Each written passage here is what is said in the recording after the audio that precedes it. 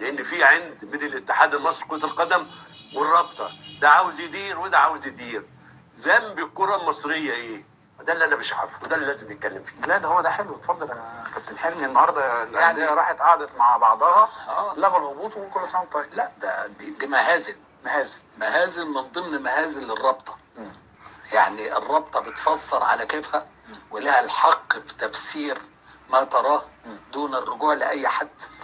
مع ان الدستور بيكفل للمواطن حق التقاضي لاعلى الدرجات، هم مانعين هذا الكلام تماما في الثلاث في ثلاث مواد 63 1 و2 و3.